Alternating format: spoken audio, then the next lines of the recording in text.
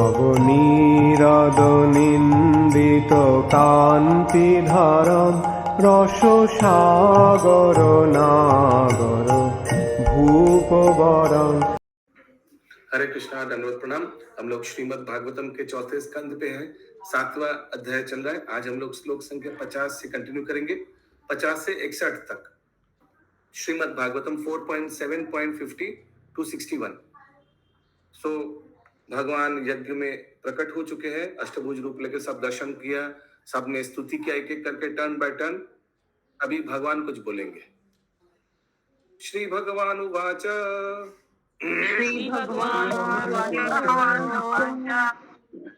अहं ब्रह्मा च सर्वश्च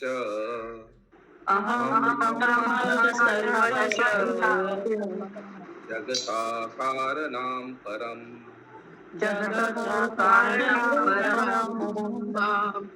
आत्मेश्वर उपाद्रष्ट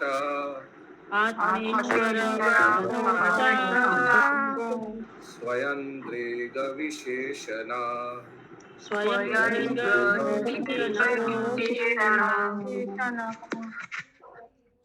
भगवान विष्णु ने उत्तर दिया, ब्रह्मा, शिव तथा मैं इस दृश्य जगत के परम कारण है।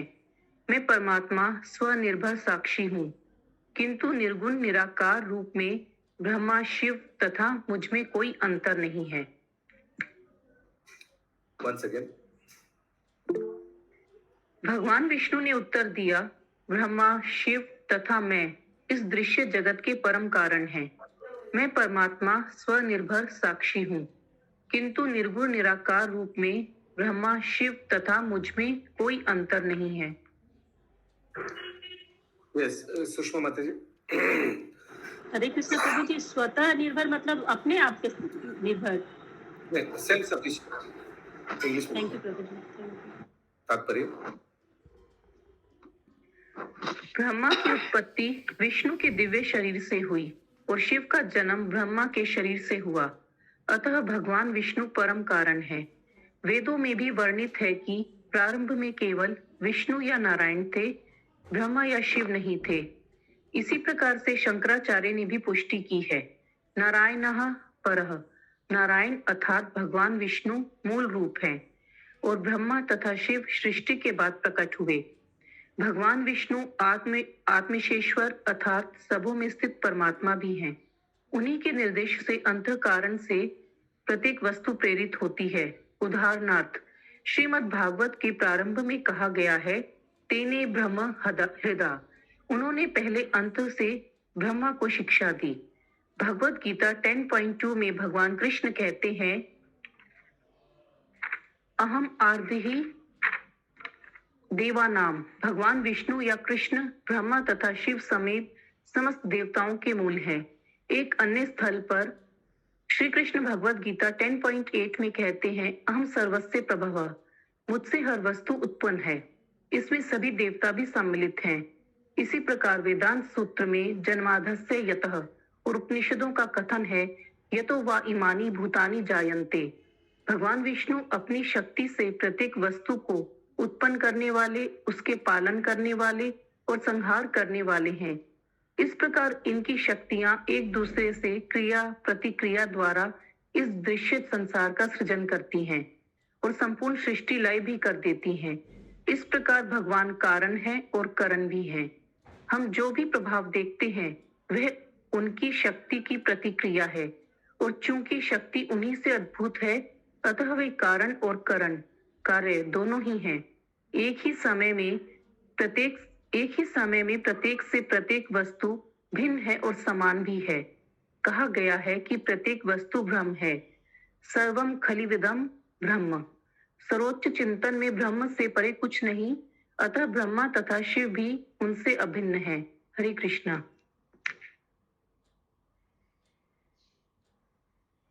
हरे कृष्ण। अगला श्लोक 51 नंबर।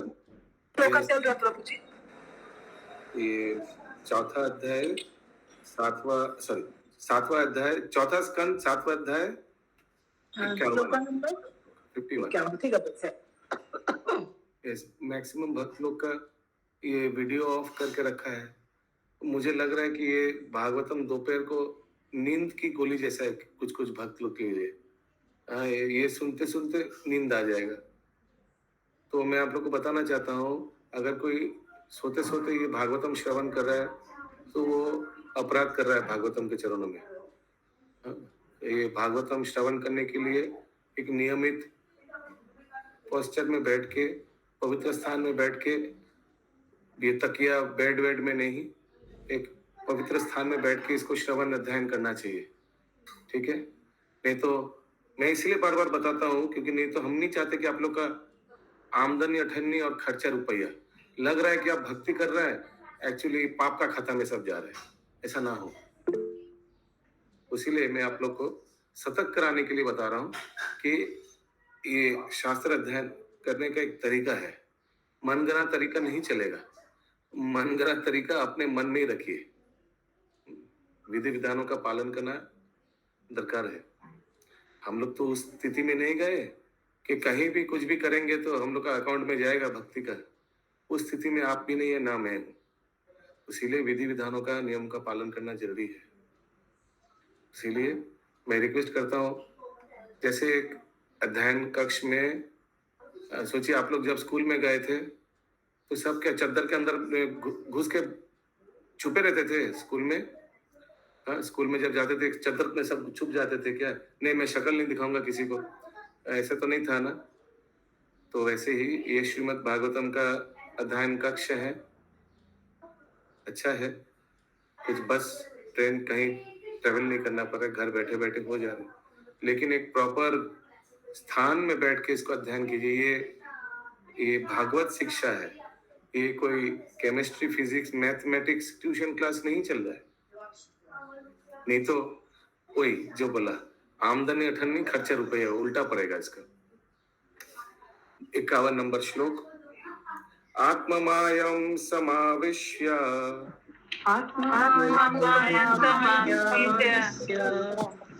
सोहम पुनयामयि द्विज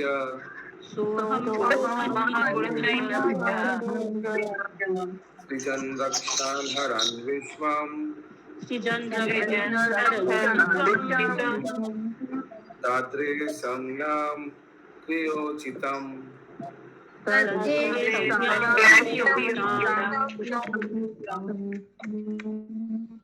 भगवान ने कहा, हे दक्ष द्विज, मैं आदि भगवान हूँ, किंतु इस दृश्य जगत की सृष्टि, पालन तथा संहार के लिए मैं अपनी भौतिक शक्ति के माध्यम से कार्य करता हूँ, और कार्य की भिन्न कोटियों के अनुसार मेरे भिन्न भिन्न नाम हैं।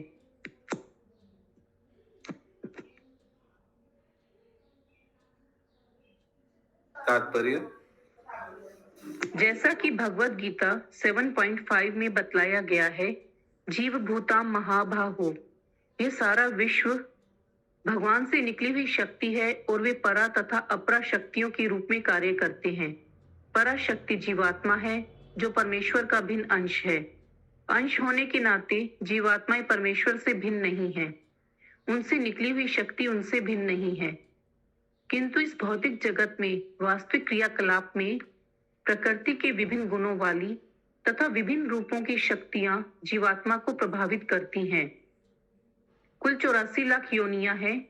वही जीवात्मा प्रकृति के विभिन्न गुणों के अंतर्गत कार्य करता है। इन जीवात्माओं के भिन्न भिन्न शरीर होते हैं, किंतु सृष्टि के आदि काल में भगवान विष्णु अकेले थे। सृष्टि करने के उद्देश्य से ब्रह्मा प्रकट हुए और संहार करने के लिए शिव। जहां तक इस संसार में आध्यात्मिक प्रवेश करने की बात है, सभी जीव परमेश्वर के विभिन्न अंश हैं, किंतु विभिन्न भौतिक गुणों के आवरण में उनके नाम भिन्न भिन्न पड़ गए हैं। ब्रह्मा तथा शिव विष्णु के गुण अवतार हैं और उनसे मिलकर विष्णु सतोगुण का भार संभालते हैं।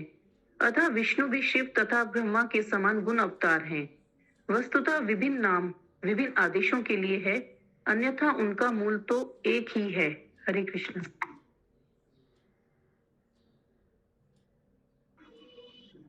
हरे कृष्ण प्रभु, यहाँ पर विष्णु को भी गुण अवतार कहा गया ना?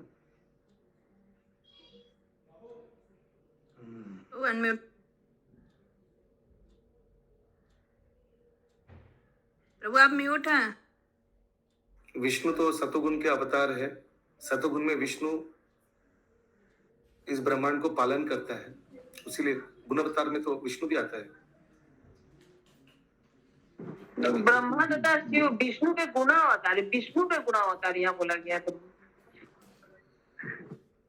देखिए क्वालिटेटिव इंकारनेशन, तो ये भगवान का जो गुण है हम लोग को मालूम है, वो हम में भी है। तो सबको पता है कि क्या। हाँ एकदम शोस्टॉपर ही है। आज ना जगदम्बा सिंह कहाँ से ये आवाज आ रहा है? हिमाद्री। ओके, सो हम भी तो अगर देखा जाए तो हम लोग भी गुणात्मिक भगवान से हम लोग का मिलजुलता है। सब हम लोग अवतार तो नहीं है, लेकिन गुण तो भगवान से मिलता है। तो इस प्रकार से शिव जी, ब्रह्मा जी भी, तो उनमें भी जो गुण है वो तो विष्णु से ही आया है। लेकिन साथ साथ उन लोग अवतार भी है, एक तमोगुण का और एक रजोगुण का। समझ में आया? यहाँ समान कहा गया, फिर से शिव बोलिए, तथा ब्रह्मा के समान। फिर से पूरा सेंटेंस बोलिए। अतः विष्णु भी शिव तथा ब्रह्मा के समान गुण अवतार हैं। वो तो अलग स्टेटमेंट, उन्होंने दूसरा कुछ स्टेटमेंट के बारे में पूछा। दोनों को कंबाइन मत कीजिए। आपका स्टेटमेंट का आंसर अलग है। आपका स्टेटमेंट का आंसर है ये तीनों ही गुण अवतार हैं, ब्रह्मा विष्णु शिव। एक रजोगुण, एक सतोगुण, एक तमोगुण का। और उन्होंने जो सेंटेंस पूछा वो अलग सेंटेंस है। दोनों को मिक्स मत कीजिए। उन्होंने पूछा क्या, देखिए, उन्होंने पूछा कि Lord Brahma and Shiva are qualitative incarnation of Vishnu. Vishnu के गुण अवतार है। यही है ना, आपने पूछा था ना सत्यभामा माता जी? हाँ जी प्रभु जी, ऊपर का 3 लाइन ऊपर लिखा हुआ है ये चीज। गुण अवतार है क्या अर्थ क्या है? विष्णु के ही तो सब गुण उनमें है। मैंने विष्णु से ही दोनों ब्रह्मा शिव के बाद ही आए हैं वो लोग। हाँ, विष्णु के या कृष्ण के गुण अवतार है। उस हिसाब से देखिए, दोनों अलग स्टेटमेंट है, दोनों को मिक्स मत कीजिए, मिसअंडरस्टैंडिंग हो जाएगी। नहीं प्रभु जी, नीचे वाला लाइन बोल रहे, सबसे एक लाइन छोड़ के नीचे ऊपर वाला लाइन को पढ़िए, उसके बारे में प्रभु जी बोल रहे हैं। फिर से हाँ, कौन आप बोल रहे हैं या वो अशोक प्रभु बोल रहे हैं? वो प्रभु जी बोल रहे हैं। उनको छोड़िए, आप अपना प्रश्न का उत्तर मिला आपको? जी प्रभु जी। अशोक प्रभु, आपका प्रश्न का आपको उत्तर मिला? हाँ प्रभु जी। बोथ आर सेपरेट लाइंस, वही मैं बोलना चाह रहा हूँ। लेकिन वहां पर लिखा गया बीच में प्रभु कि हाँ। विष्णु से ब्रह्मा और शिव की उत्पत्ति हुई है, और फिर यहाँ बोला गया कि विष्णु भी शिव तथा ब्रह्मा की तरह गुण अवतार है, समान। दोनों ही सही है, क्योंकि विष्णु दोनों को उत्पत्ति कैसे किया है वो भी बताया है। विष्णु गर्भोदक्षाय विष्णु के नाभि से ब्रह्मा जी उत्पन्न हुआ है, ब्रह्मा जी के त्रिनयन से रुद्र उत्पन्न हुआ है। ये क्लियर है? ठीक है। अभी कृष्ण का, भगवान श्री कृष्ण का अंश कला, ये पुरुष अवतार है, ठीक है। और उनमें से है ये गुण अवतार जो इस ब्रह्मांड को संभालते हैं। 3 गुणों का अवतार, ब्रह्मा विष्णु और शिव। तो उस हिसाब से देखा जाए तो ठीक है प्रभु, लेकिन समान कैसे हुए हम नहीं समझ पा रहे। कौन सा लाइन फिर से बोलिए। अतः विष्णु भी शिव तथा ब्रह्मा के समान गुण अवतार हैं। हाँ, तो है तो समान, उन्हीं के जैसे गुण अवतार तो है। विष्णु तो गुण अवतार है, इसमें तो कोई संदेह नहीं है। समान मीन्स आप और मैं दोनों ही इस्कॉन के मेंबर है, समान। तो क्या ये झूठ होगा?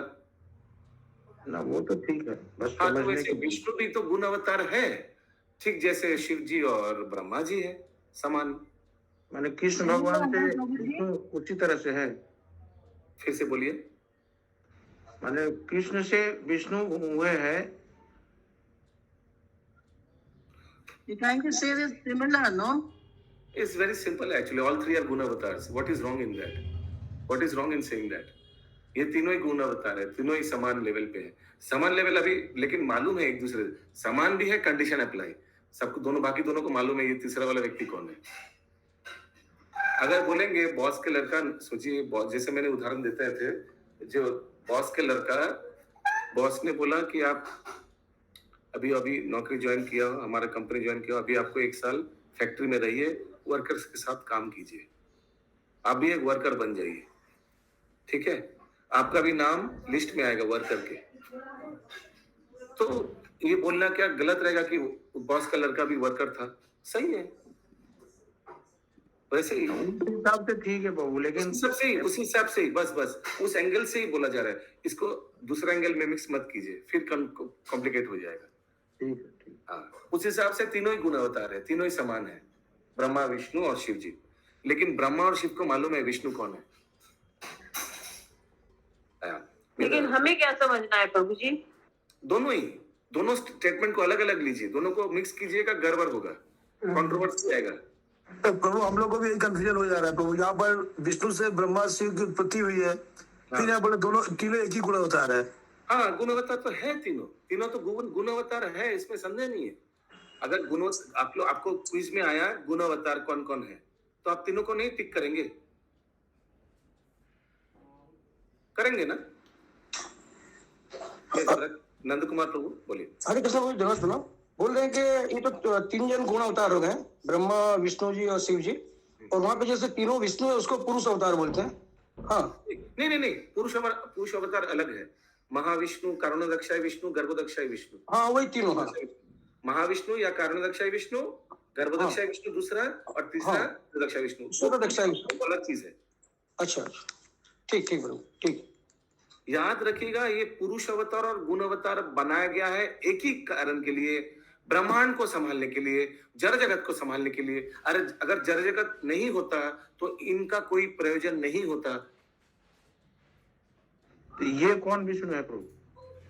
ये जड़ जगत को संभालने वाला कृष्ण ही है, जो अपने आप को विस्तार किया है। नहीं, जहां पर वो गर्भोदक्षाई विष्णु जो क्षीर सागर में जो है, उनसे ब्रह्मा की उत्पत्ति हुई है, ब्रह्मा से शिव की उत्पत्ति हुई है। नहीं, अभी शिव भी मत बोलिए, क्योंकि ब्रह्मा से रुद्र का उत्पत्ति हुआ है। रुद्र की, हाँ, क्योंकि शिव जी की आदि है, वो तो रूप है। ये जीव तत्व क्या शिव जी को उत्पन्न करेंगे? शिव जी तो एक ही शिव जी है, आप समझ रहे हैं? ब्रह्मा थोड़ी शिव जी को उत्पन्न कर सकता है क्या? शिव जी तो महान है, शिव तत्व तो अलग चीज है। हाँ। शिव तत्व तो जीव तत्व से ऊपर है, तो ब्रह्मा तो एक साधारण जीव है, साधारण नहीं, असाधारण है, लेकिन जीव तत्व है। मतलब जीवों के लिए सब असामान्य है, लेकिन है तो जीव। हाँ, तो रुद्र को उत्पन्न किया। हम पूछे कि ये जो विष्णु है जिससे ब्रह्मा की उत्पत्ति हुई है, वो नहीं है? नहीं, वो गर्भोदक्षाई विष्णु है। ओके, ठीक। अगला श्लोक 52 नंबर। तस्मिन् ब्रह्मणे अद्वितीय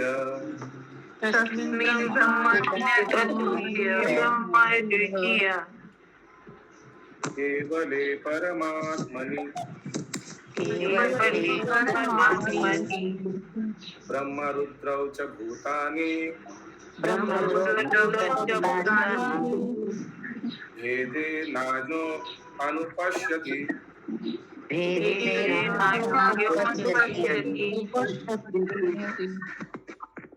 भगवान ने आगे कहा, जिसे समुचित ज्ञान प्राप्त नहीं है वह ब्रह्मा तथा शिव जैसे देवताओं को स्वतंत्र समझता है, या वह यह भी सोचता है कि जीवात्माएं भी स्वतंत्र हैं।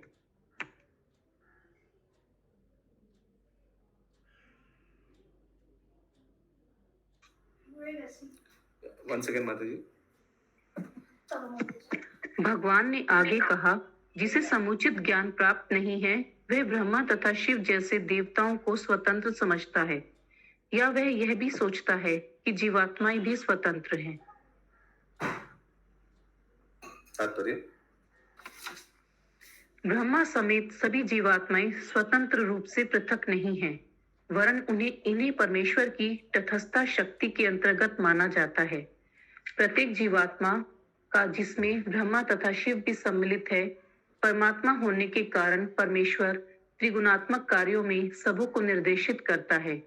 कोई भी जीव उनकी स्वीकृति के बिना स्वतंत्र रूप से कोई कार्य नहीं कर सकता, और अप्रत्यक्षतः कोई भी जीव परमेश्वर से भिन्न नहीं है, यहाँ तक कि ब्रह्मा और रुद्र भी नहीं। जो भौतिक प्रकृति के क्रमशः रजो तथा तमो गुणों के अवतार हैं। हरे कृष्ण।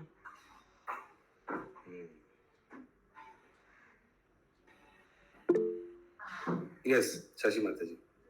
प्रभु जी त्रिगुणात्मक कार्य क्या हुआ? सेंटेंस बताइए। परमात्मा होने के कारण परमेश्वर त्रिगुणात्मक कार्यों में सबको निर्देशित करता। तात्पर्य में है क्या? जी। कौन सा, बीच में, ऊपर, नीचे? बीच में। The Supreme Lord, being the super soul in every living entity, including Lord Brahma and Shiva, is directing everyone in the activities of modes of nature.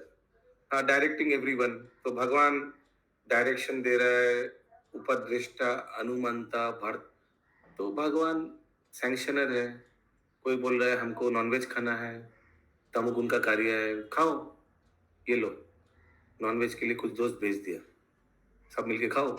कोई बोल रहा है मुझे शराब पियो, सो भगवान सब आयोजन कर दे रहे हैं।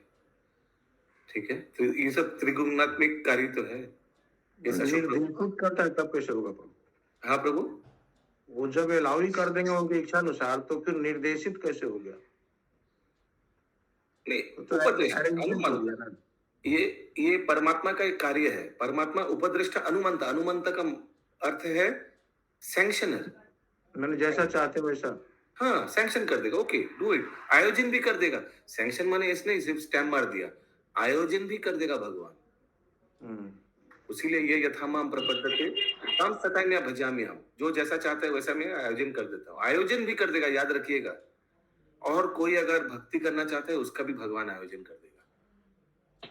प्रभु जी कहते हैं ना कि जीवात्मा जो कुछ भी करता है तो भगवान उसमें इंटरफेयर नहीं करते हैं, है ना प्रभु जी?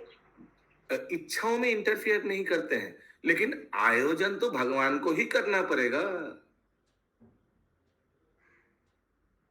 क्या मैं समझा?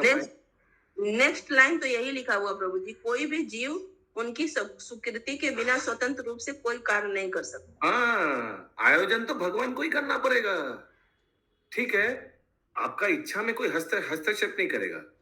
आप इच्छा किया कि काश नॉनवेज हो जाता, तो वो उसमें थोड़ी आपको भगवान आके नहीं नहीं नॉनवेज मत करो, नहीं कुछ नहीं। आयोजन तो आप भगवान को ही करना पड़ेगा ना। मुर्गी तो लाना पड़ेगा, वो माहौल बनाना पड़ेगा, सब कुछ भगवान ऐसे ही कर देगा। ठीक है, क्योंकि उनके इच्छा के बिना कोई पता नहीं लेगा। तो याद रखिएगा एक चीज, ये मैं बहुत बार बोल चुका हूं, मैं फिर से आज बोल रहा हूं, जीव सिर्फ इच्छा ही उनका हाथ में है, हम लोग का हाथ में कार्य नहीं है। बहुत लोग का गलत धारणा, मैं बता रहा हूं 95% लोगों का दिमाग में गलत धारणा है कि कार्य हमारे हाथ में है। कार्य हमारे हाथ में नहीं है। कोई बोलता है ना कि कार्य हमारे हाथ में लेकिन फल अपने आप हाथ में नहीं है। अब सुना है ना ये बात? ये गलत है। कार्य कहाँ से सही बोलते? कर्मण्याधिकार, कार्य भी अपना हाथ में नहीं है, फल तो छोड़ ही दीजिए, तो अपने हाथ में है क्या? इच्छा, और कुछ अपने हाथ में नहीं है, जिसका हम गुलाम हैं। ये पहले ये दिमाग में सब समझिए। मैं जो बोला, अगर ये नहीं समझा तो बड़ा बड़ा तत्व समझ नहीं पाइएगा। और किसी का अगर इस तत्व में प्रश्न है तो अभी पूछिए। मैं फिर से बोल रहा हूं, हमारे हाथ में कार्य नहीं है, फल तो दूर की बात है। हमारे हाथ में सिर्फ इच्छा है। मैं अगर बोलूंगा ये बोतल उठाऊंगा, ये उठा पाऊंगा या नहीं ये भी मेरा हाथ में नहीं है। हो सकता है पैरालिसिस हो जाए, दाहिना साइड उठा ही नहीं पाऊं। हो सकता है बोतल आगे से गिर जाए, उठाने जाऊं गिर जाए, बहुत कुछ। ये भगवान के हाथ में है, फल तो दूर की बात। तो हमारे हाथ में है क्या? इच्छा। तो ये भी तो भगवान ने कहा ना प्रभु।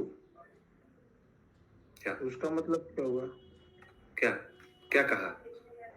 कर्मण्येवाधिकारस्ते मां फलेश्वर, कर्म किए जाओ, फल की आशा मत करो। हाँ।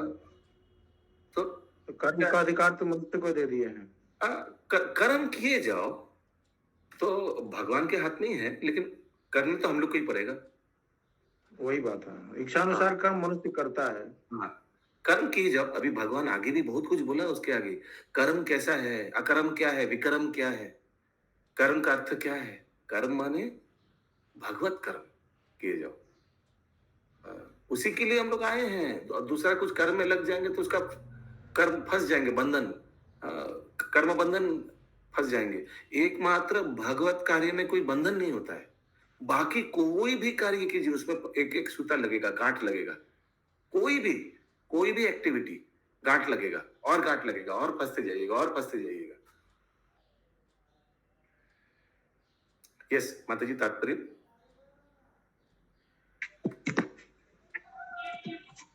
53 ना। हाँ, ये जब शरीर श्लोका होगा। हाँ वही श्लोका होगा 53 शायद।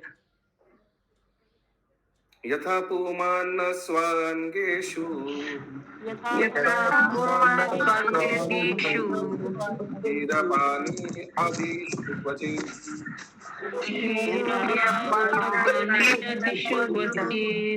आरक्ष्य बुद्धिं कुरुते एवं भूतेषु मत्परा।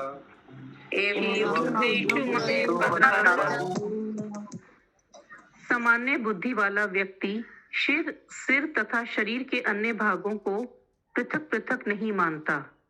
इसी प्रकार मेरे भक्त सर्वव्यापी भगवान विष्णु तथा किसी वस्तु या किसी जीवात्मा में अंतर नहीं मानते। और एक बार, सामान्य बुद्धि वाला व्यक्ति सिर तथा शरीर के अन्य भागों को पृथक पृथक नहीं मानता। इसी प्रकार मेरे भक्त सर्वव्यापी भगवान विष्णु तथा किसी वस्तु या किसी जीवात्मा में अंतर नहीं मानते। तात्पर्य, जब शरीर का कोई भाग रुग्ण होता है तो पूरा शरीर उस भाग की रखवाली करता है। इसी प्रकार भक्त द्वारा समस्त बद्ध जीवों पर दया करना भक्त की एकात्मकता प्रकट करता है। भगवत गीता 5.18 कहती है, पंडितः समदर्शिना, अर्थात जो विद्वान है वे प्रत्येक बद्ध जीव को समभाव से देखते हैं। भक्त प्रत्येक बद्ध जीव पर दया करने वाले हैं, अतः उन्हें अपारक्य बुद्धि कहते हैं। चूंकि भक्तगण विद्वान होते हैं और जानते हैं कि जीवात्मा परमेश्वर का भिन्न अंश है, अतः वे प्रत्येक व्यक्ति को कृष्ण भक्ति का पाठ पढ़ाते हैं जिससे वे सुखी रह सके। यदि शरीर का कोई भाग रुग्ण होता है तो शरीर का सारा ध्यान उसी ओर लगा रहता है। इसी प्रकार से भक्तगण किसी भी ऐसे व्यक्ति का जो कृष्ण को भूल बैठा है और फलस्वरूप भौतिक चेतना में खोया है ध्यान रखते हैं।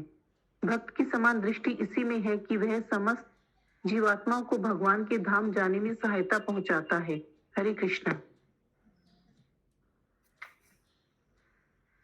त्रयानम् एक भावनाम्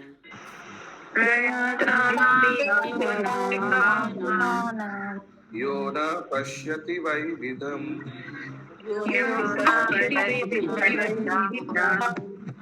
सर्वभूतात्मनं ब्रह्मन् स शान्तिमधिगच्छति।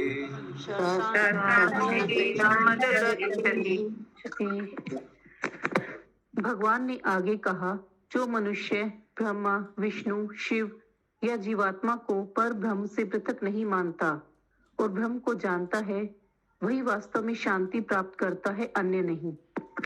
तात्पर्य, इस श्लोक में दो शब्द अत्यंत महत्वपूर्ण है।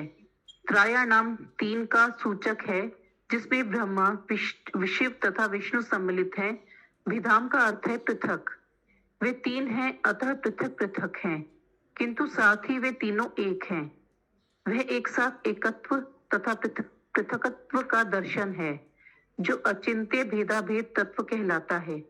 ब्रह्म संहिता में उदाहरण दिया गया है कि दूध तथा मट्ठा एक ही साथ एक तथा भिन्न है। दोनों दूध हैं किंतु मट्ठा बदल गया है।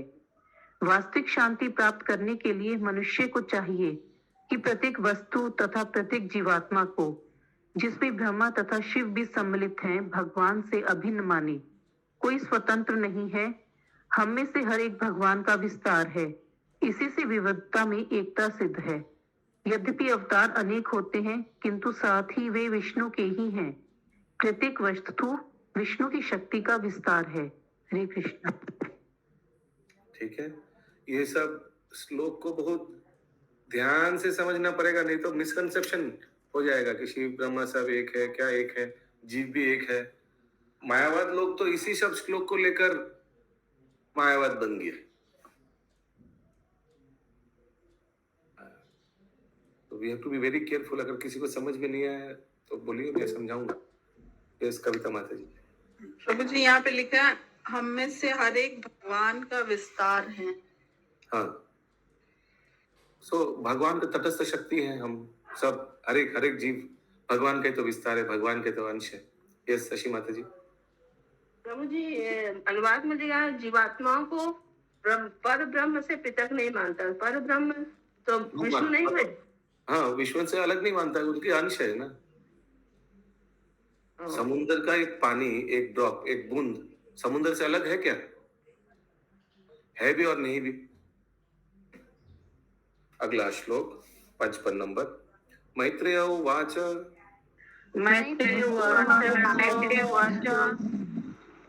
एवं भगवतादिष्टा प्रजापति पतिर्हरिम् अर्चित्वा क्रतुना स्वेन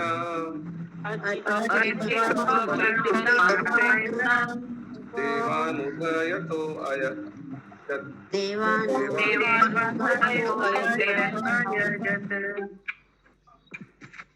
मैत्रेय मुनि ने कहा, इस प्रकार भगवान से भली भांति आदेश पाकर समस्त प्रजापतियों के प्रधान दक्ष ने भगवान विष्णु की पूजा की।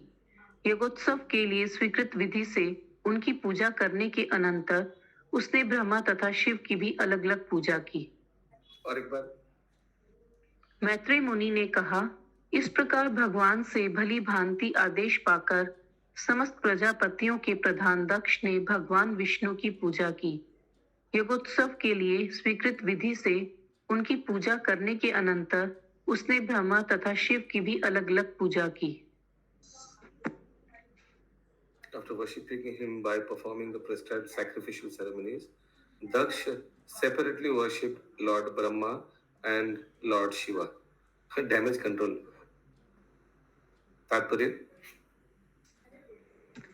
भगवान विष्णु को ही सब कुछ अर्पित करना चाहिए और उनके प्रसाद को समस्त देवताओं में वितरित करना चाहिए। आज भी पुरी में जगन्नाथ जी के मंदिर में ये प्रथा चालू है।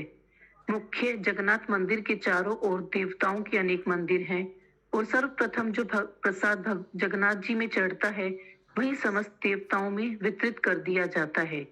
विष्णु के प्रसाद से भगालिन की पूजा की जाती है और भुवनेश्वर के प्रसिद्ध शिव मंदिर में विष्णु या जगन्नाथ जी का प्रसाद शिव के विग्रह को चढ़ाया जाता है। यही वैष्णव नियम है। वैष्णव एक सामान्य जीव का, यहाँ तक कि चींटी तक का उपहास नहीं करता। हरे कृष्ण। सब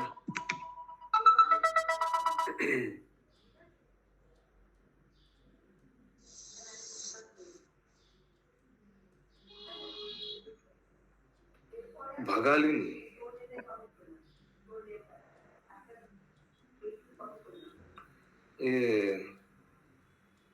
ये क्या देवी है जगन्नाथ मंदिर के अंदर में जो पहला सबसे चढ़ता है? विमला देवी। विमला देवी। तो भगालिन कहाँ से आ गया? हिरण्मय गौरांग प्रभु कौन है ये भगालिन?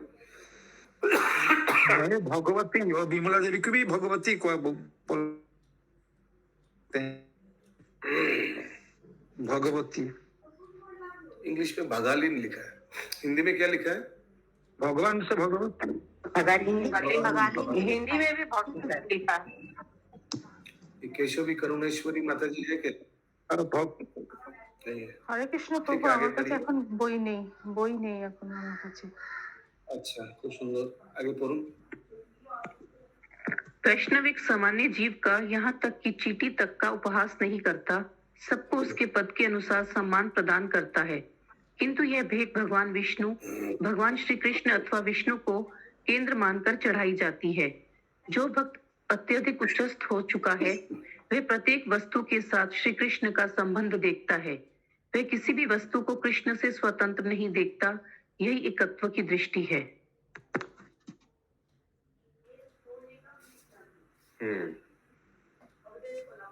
The devotee who is highly elevated sees the relationship to Krishna and everything. जिसको भी देखता है वो भगवान से उनका रिश्ता देखता है। ये उत्तम अधिकारी भक्त का लक्षण है अशोक प्रभु। ठीक है, 56 नंबर श्लोक। रुद्रम च स्वेन भागेन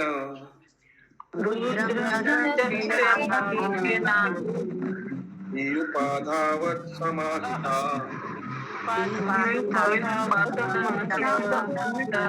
कर्मणो दावस्तेन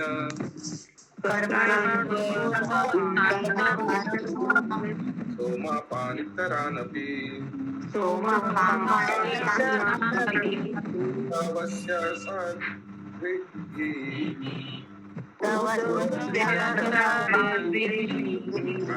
दवाभितं तथा।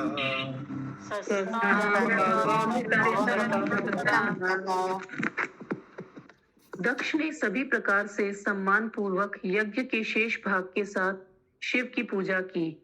याज्ञिक अनुष्ठानों की समाप्ति के पश्चात उसने अन्य समस्त देवों तथा वहां पर एकत्र अन्य जनों को संतुष्ट किया। तब पुरोहितों के साथ साथ इन सारे कर्तव्यों को संपन्न करके उसने स्नान किया और वह पूर्णतया संतुष्ट हुआ।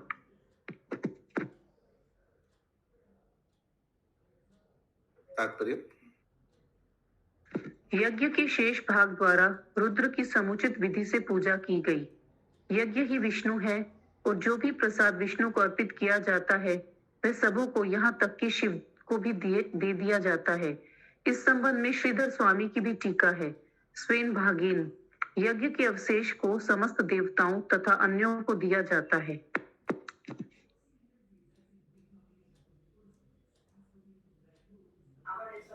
अगला श्लोक 57। तस्मापि अनुभावेन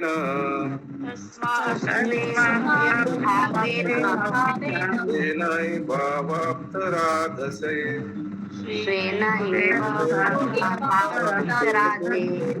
नैवमतिं दत्वा दशास्ते शिवं दिव्यं वययु।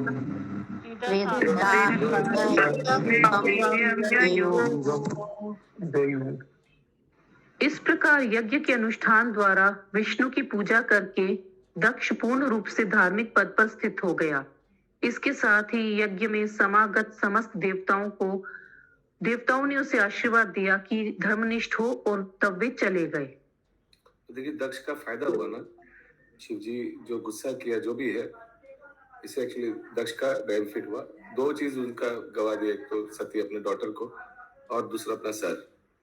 यस अशोक प्रभु, यहाँ पर सभी ने उनको आशीर्वाद भी दिया और वो भी नॉर्मल हो गए, लेकिन पुत्री हंता होने के बावजूद वो किस तरह संभव हुआ? वो तो है, लेकिन ये दक्ष को भी मालूम है कि सती का कभी शिव जी से अलग नहीं हो सकता। वो तो इटर्नल एसोसिएट है एक दूसरे का, है ना। पति पत्नी तो एकदम माने आजीवन है। Nobody can separate Parvati from Shiv ji. वहां पर तो तभी उच्च श्रेणी के भक्त नहीं थे, अभी तो थे सब, उनको कैसे समझाए? भी है। अगला श्लोक 58। एवं तात्पर्य होगा भी, तात्पर्य नहीं। यद्यपि दक्ष धर्म में काफी बढ़ा चढ़ा था, किंतु उसे देवताओं के आशीर्वाद की प्रतीक्षा थी। इस प्रकार दक्ष द्वारा चलाया गया यज्ञ शांति तथा सौहार्द पूर्वक संपूर्ण हुआ। Thus the great sacrifice conducted by Daksha ended in harmony and peace. 58 number श्लोक। एवं दक्षानि हित्वा सती पूर्व कलेवरम यज्ञे हिमावता क्षेत्रे तेनायम् इति शुश्रुमा।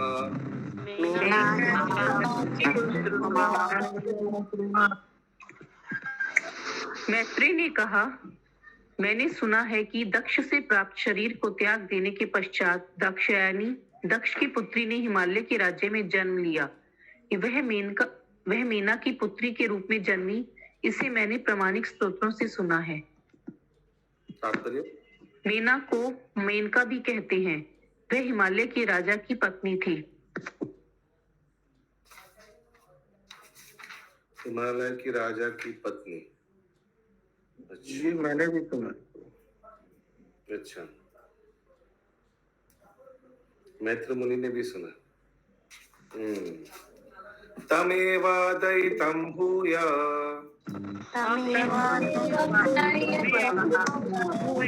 आवन्केत्वे पतिं अंबिका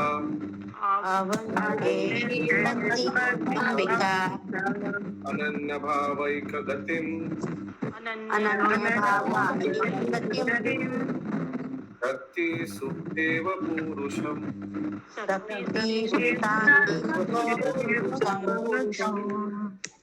अंबिका। विष्णु जसवंत माता जी। यस, आगे बोलिए माता जी। अनुवाद। अंबिका देवी दुर्गा ने जो दाक्षायणी सती कहलाती थी, पुनः शिव को अपने पति के रूप में स्वीकार किया। जिस प्रकार की भगवान की विभिन्न शक्तियां नवीन सृष्टि के समय कार्य करती हैं।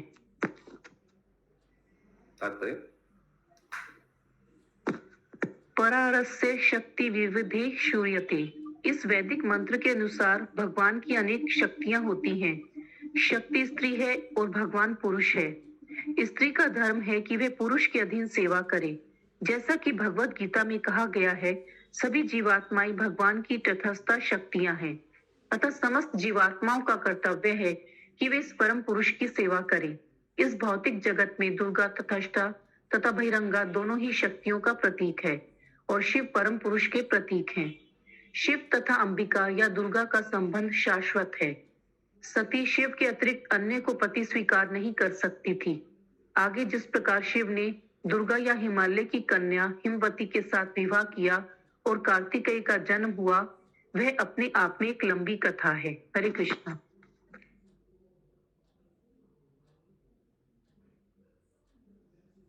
प्रभु जी, दुर्गा देवी तटस्था शक्ति भी है। भी है क्यों बोला आपने? यहाँ लिखा ना, इस भौतिक जगत में दुर्गा तटस्था तथा बहिरंगा दोनों ही शक्तियां हैं। हाँ, तो दुर्गा देवी विष्णु तत्व है? नहीं प्रभु जी। क्या तत्व है?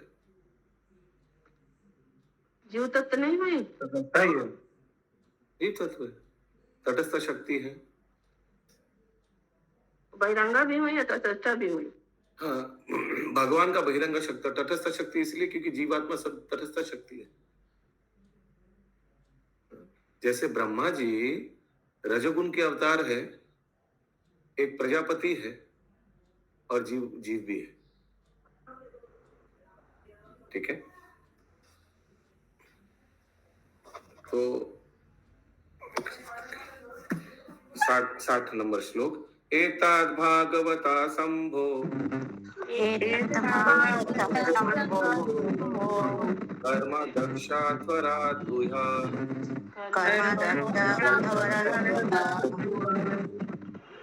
श्रुतं भागवतः शिष्यात्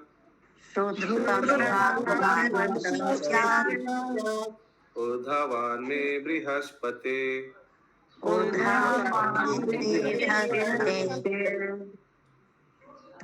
मैत्री ने कहा, हे विदुर, मैंने परम भक्त एवं बृहस्पति के शिष्य उद्धव से शिव द्वारा ध्वंस किए गए दक्ष यज्ञ की यह कथा सुनी थी। हरे कृष्ण।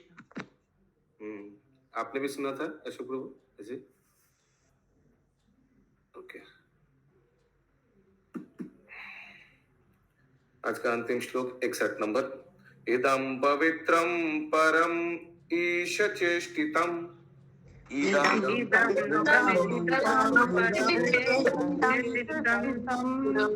यशास्यमायुषमगुह माशनम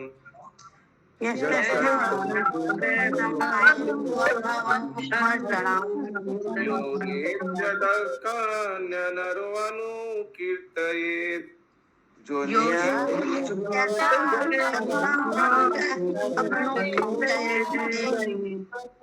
गुणोतघं कौरव भक्ति भावता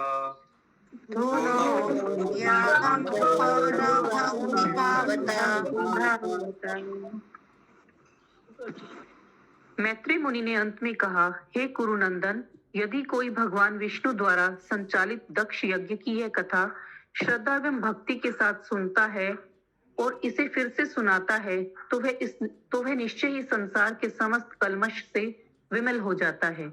इस प्रकार श्रीमद् भागवत के चतुर्थ स्कंद के अंतर्गत दक्ष द्वारा यज्ञ की समाप्ति नामक 7वें अध्याय के भक्ति वरदान तात्पर्य पूर्ण हुए। हरे कृष्णा। हरि बोल, हरि बोल। श्रीमद् भागवतम की जय। जय। श्रील प्रभुपाद की जय।